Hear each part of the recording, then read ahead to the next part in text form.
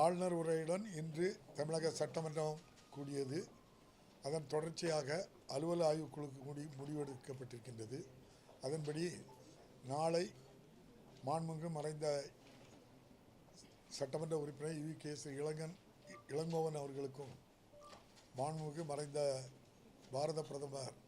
முன்னாள் பாரத பிரதமர் மன்மோகன் சிங் அவர்களுக்கும் இரங்கல் தீர்மானம் நிறைவேற்றப்பட்டு நாளை சபை ஒத்திவைக்கப்படும். அதன் தொடர்ச்சியாக 4 நாட்கள் சட்டமன்ற கூட்டத்தொடர் நடைபெற இருக்கின்றது. புதன், வியாழன், வெள்ளி, சனி 4 நாட்கள் நடைபெறும். 4வது நாள் மாண்புமிகு தமிழக முதல்வர் அவர்கள் ஆளுநர் உரைக்கு நன்றி தெரிவிக்கும் தீர்மானத்தின் மீது மாண்புமிகு முதல்வர் அவர்கள் பேசி நிறைவு செய்வார்கள். நன்றி. முதல் 3 நாட்கள் நிச்சயமாக இருக்கும். பிறகு சட்டமன்றத்தில் உள்ள விருப்பப்படி நடந்துக்கிடாது. நீங்கள் தானே பார்த்துக்கிட்டு இருந்தீங்களே எல்லாருக்கும் நீங்கள் எல்லாருக்கும் அங்கே இருந்தீங்க. எல்லாருமே நம்ம உறுப்பினர்கள் உங்களுக்கு தெரியும், வெளிநடப்பு செய்த யாரெல்லாம் பண்ணாங்கன்னு உங்களுக்கு தெரியும். அவங்க எல்லாருமே காங்கிரஸ் கருப்பு பேச்சு அணிஞ்சு வந்திருந்தாங்க. அதிமுகத்தை சேர்ந்தவர்கள் எல்லாரும் கையில் அட்டை வச்சுருந்தாங்க. அது ஆளுநர் பேசும்போது தான் அவ்வளோ பேரும் வந்துருந்தாங்க. அண்ணா யூனிவர்சிட்டியில் நியாயம் வேணும்னு கேட்டாங்க. அண்ணா யூனிவர்சிட்டி வேந்தருங்கிற முறையில் அவருக்கு எதிராக பண்ணாங்களா தெரியல எனக்கு. அவங்க யாரையும் சொல்லவும் இல்லை எங்கிட்ட. இல்லை, எங்களுக்கு தெரியாது. சபையில் நடந்தே கேட்க சொன்னீங்க. சபையில் அண்ணா பல்கலைக்கழகத்தினுடைய வேந்தர் இன்றைய ஆளுநர் அவர் பேச எழும்பும்போது தான் அவங்க அவ்வளோ பேரும் எழும்பி பதாதையை காட்டினாங்க. நானும் சிஎம்ஓ பேசக்கு முயற்சி பண்ணும்போது அந்த பதாதையை காட்டலை. அப்படின்னா என்ன அர்த்தம்னு அவங்ககிட்ட தான் கேட்டது, எனக்கு தெரியாது. வேந்தர்ங்கிற முறையில் நிர்வாகம் சரியில்லைன்னு அதுக்காக பதாதையை காட்டினாங்களா தெரியாது. அதனால தான் நான் சொன்னேன், எங்கிட்ட கேட்காம எதையும் போடாங்க. என்ன நடந்துன்னே தெரியாது அங்கே உள்ளுக்குள்ள. அவங்கள பேசக்கும் யாருக்கும் நம்ம வாய்ப்பு கொடுக்கல. அதனால அவங்க பதாதையை காட்டினால ஆளுநர் உரைக்கு குந்தகம் விளைவிக்கும் வண்ணம் ஒரு கலவர நோக்கத்தோடு அங்கே பண்ணதுனால தான் நம்ம என்ன செய்தோம், அவங்கள வெளியேற்றோம். ஆளுநருடைய செயலை எப்படி பார்க்குறீங்க சார்? தொடர்ந்து நீங்கள் தான் சொல்லணும். அதுக்கு அவை முன்னவர் நல்லா சொல்லியிருக்காங்க. இந்தியன் கான்ஸ்டியூஷன் 176(1) படி ஆளுநர் the governor shall address legislative அசம்பிளின்னு சொல்லியிருக்காங்க. அவங்க இதில் கண்டிப்பாக என்ன செய்யணும், வாசிக்கணும். அது நம்ம அவை முன்னர் ரொம்ப தெளிவாக சொன்னாங்களே. இந்த மாதிரி ஆளுநர் அவர்கள் அந்த ஜனநாயக கடமை என்ன செய்திருக்கணும், நிறைவேற்றிருக்கணும். தொடர்ந்து இதுபடி 3வது வருஷம் இது பண்ணிகிட்டு இருக்காங்க. அது நம்ம அவையிலே தீர்மானம் கொண்டு வந்து அதை தவறுங்கிறத என்ன செய்திருக்கோம், நம்ம கண்டிச்சிருக்கோம்.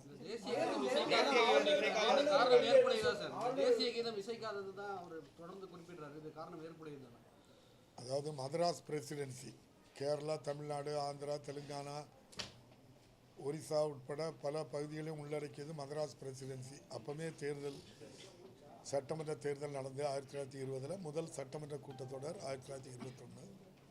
அதன் தொடர்ச்சியாக நடந்து வருகின்ற மரபுபடி இந்த சட்டமன்றம் நடைபெறுகிறது.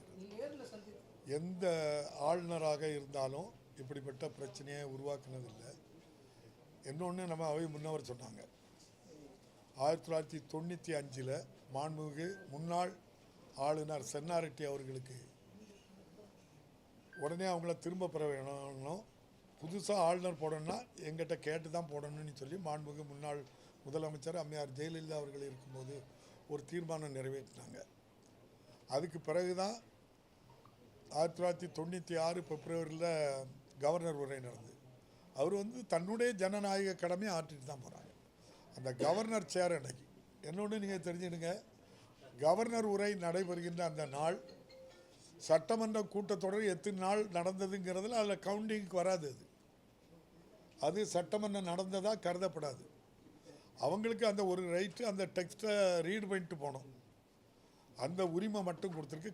ஏற்கனவே உங்களுக்கு சொன்னதான், கருத்து சொல்லுறதுக்கெல்லாம் யாருக்கும் உரிமை கிடையாது. ஒன்லி சட்டமன்ற உறுப்பினர், மக்களால் தேர்ந்தெடுக்கப்பட்ட 234 பேர் தான் இந்த அவையில் கருத்து சொல்ல முடியும்.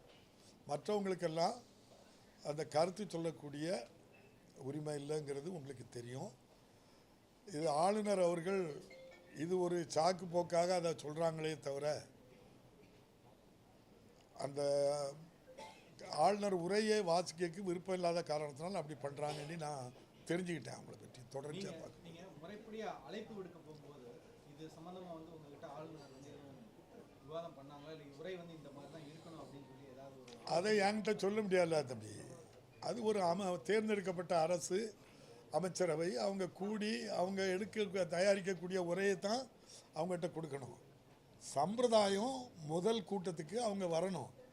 அது பேரவை தலைவர் போய் நேரில் போய் அது வந்து நம்முடைய சம்பிரதாயம் மட்டுமில்லை, தமிழர்களுடைய நாகரிகம் பண்பு, அதை போய் ஐயா நாங்கள் இப்படி சட்டமன்ற கூட்டத்தொடர் அதுக்கு கூட்டத்துக்கு அனுமதியே சிஎம் அந்த கவர்னர் தானே தந்திருக்காங்க.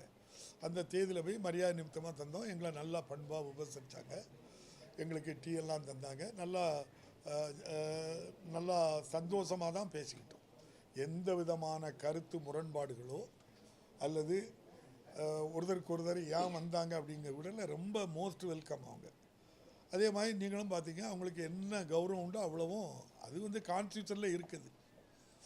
இது வந்து தொடர்ந்து இந்திய அரசியலமைப்பு சட்டத்துக்கு விரோதமாக செயல்படுவது நியாயமானு நீங்கள் தான் சொல்லணும்.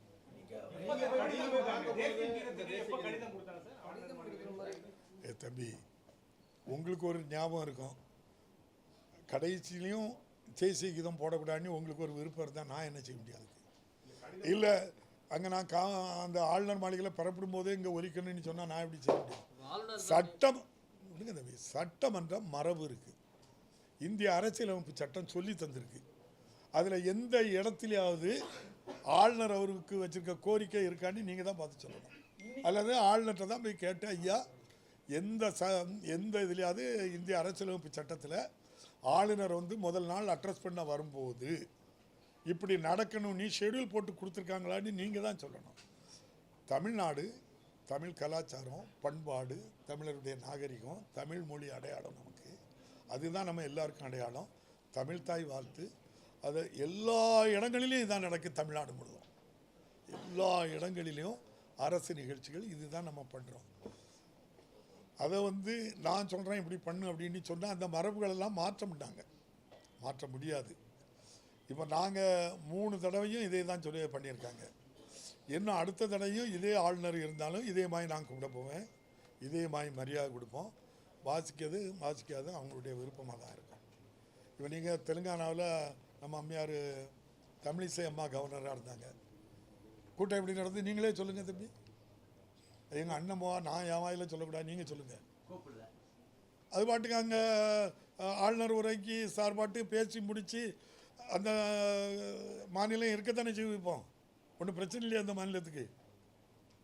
அடுத்த ஆண்டுக்கான ஒரு தகவலாக இது எடுத்துக்கலாமா சார்? எடுத்துக்கிடுங்க, நான் சொன்னாலும் தகவல் தானே. இன்னைக்கு அவர் என்ன சொல்றாருன்னா, மற்ற அனைத்து சட்டப்பேரவையிலையும் இப்படி இசைக்கப்படுது தேசிக்குதோ, அதே போல இன்னைக்கு உங்ககிட்ட ஒரு கோரிக்கையை வைத்தாரும்.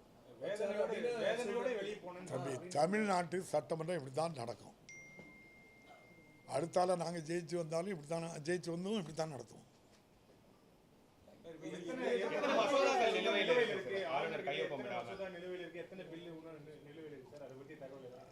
அது வந்து ஆளுநர்கிட்ட நிலுவையில் இருக்குது, நெகட்டிவ் பண்ணது இருக்குது, குடியரசுத் தலைவருக்கு அனுப்புனது இருக்குது. இவங்க முடிவெடுக்க வேண்டியது பிரைம் பில்லு இவங்க பாஸ் பண்ணியிருப்பாங்க. அதை திரும்ப சட்டமன்றத்தில் தீர்மானம் வச்சு திரும்ப கொண்டு போயிருப்போம். அதை கவர்னருக்கு பிரசிடெண்ட்டுக்கு அனுப்பியிருக்காங்க. அந்த விதிமீறல் சட்டமீறல்லாம் கைவந்த கலையாக இருக்குது அந்த மாளிகையில். நாங்கள் என்ன செய்ய முடியும் சார்? ஆளுநர் தன்னுடைய சுய விருப்பம் வந்து சட்டமன்றத்தின் மேலே திணிக்க முற்படுறாரு. நீங்கள் இந்தியாவில் எந்த மாநிலத்திலேயாவது ஒன்றிய அரசு ஆட்சி செய்கிற இடத்துல இந்த பிரச்சனை இருக்கா? இது தமிழ்நாட்டில் கொள்கை ரீதியான ஒரு அரசு ஆட்சியில் இருக்கிறதுனால வேணும்னு திட்டமிட்டு இட்டு கட்டி பண்ணுறாங்களான்னு எனக்கு தெரியல. என்ன தம்பி, அது சொல்ல முடியுங்களே, நீங்கள் தான் கேட்கணும். ஆளுநர் மாளிகையில் போய் ஐயாவை பார்த்து ஐயா இப்படி பண்ணுறீங்க, எங்கள் தமிழ்நாட்டில் இப்படி தானே இவ்வளோ நாள் நடந்துக்கிட்டு இருக்குது, இது தேவையில்லாமல் ஐயா இதெல்லாம் கேட்குறீங்க, வந்தால் கான்ஸ்டியூஷன் படி நீங்கள் பேச.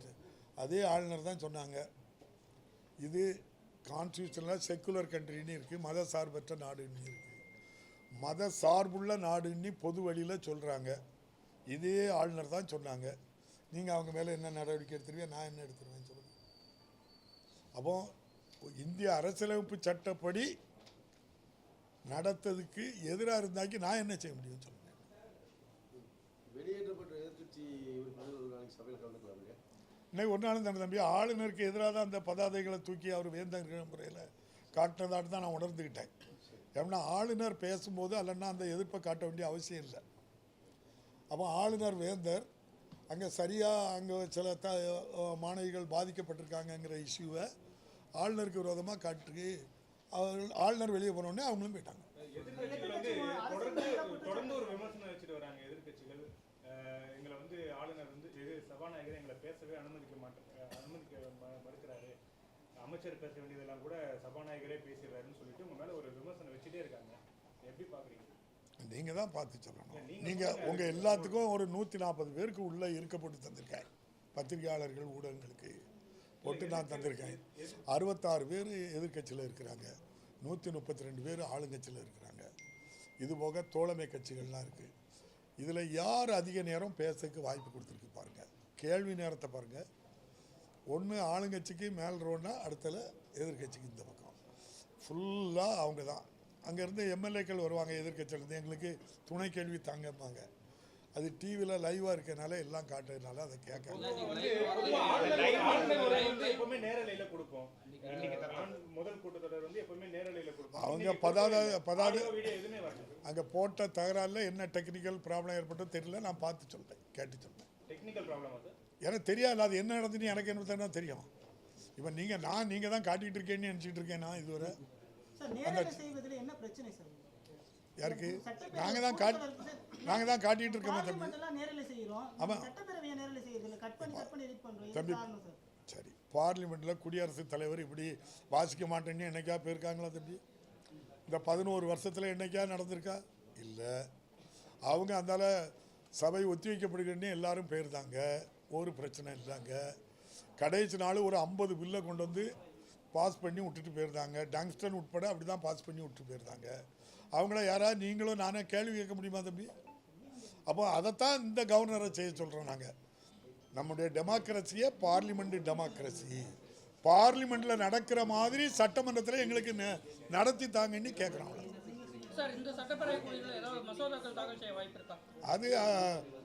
அது ஆளுங்கட்சிக்காரங்கிட்ட கேட்கணும் தம்பி. நான் சபாநாயகர்ல நான் கொண்டு வந்தால் தீர்மானத்தை நிறைவேற்றி கொடுப்பேன். அது நீங்கள் ஐயாட்ட தான் கேட்கணும். அவங்க விரும்பி உட்கார்ந்துருக்காங்க. நீங்கள் பாருங்கள், அவங்க விரும்பி உட்கார்ந்துருக்காங்க. நம்ம போய் நீங்கள் இருக்கக்கூடாதுன்னு சொல்கிறோம். அதுதான் நீங்கள் எங்கே போய் கேட்கணும் தம்பி. உங்கள் டெல்லியில் நீங்கள் என்ன பத்திரிக்கை தம்பி? நியூஸ் தமிழ் தானே. டெல்லியில் தான் உங்களுக்கு ஆள் இருக்க, கேட்க சொல்லுங்கள் தம்பி. ஆளுநர் மாளிகையில் போய் முடிஞ்ச பிறகு எதுக்கு வச்சுருக்கேன்னு கேளுங்க தம்பி. அங்கே அவங்க தானே குடியரசு தலைவர் தானே போடுறாங்க, அங்கே தான் கேட்கணும். எல்லாருக்கும் புத்தாண்டு பொங்கல் நல்வாழ்த்துக்கள். மகிழ்ச்சி, சந்தோஷம். நன்றி.